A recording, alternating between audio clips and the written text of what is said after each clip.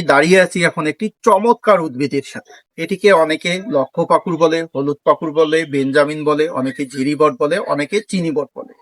আর বাংলায় একটি প্রবাদ আছে, মোর বন্ধুর মায়া যেমন বটবৃক্ষের ছায়া তেমন।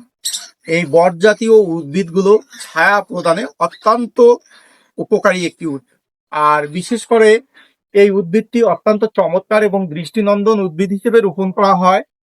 এই উদ্ভিদটি অসংখ্য উপকারী গুণে ভরপুর। বিশেষ করে দেখুন এর ফলগুলো কত চমৎকার। এই যে ফলগুলো, এই ফলগুলো আপনাদেরকে দেখাচ্ছি। এই দেখুন, এই ফলগুলো সুন্দর হলুদ এবং পাকলে পরে লালচে আকার ধারণ করে। এটি পাখিদের জন্য অত্যন্ত একটি প্রিয় খাবার।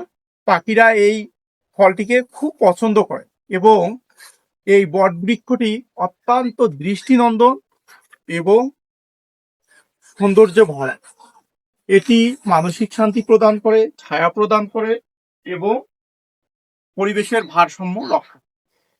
এই পাখি এই গাছকে অত্যন্ত পছন্দ করে। এই দেখুন এখানে কিছু পাখির বাসা রয়েছে।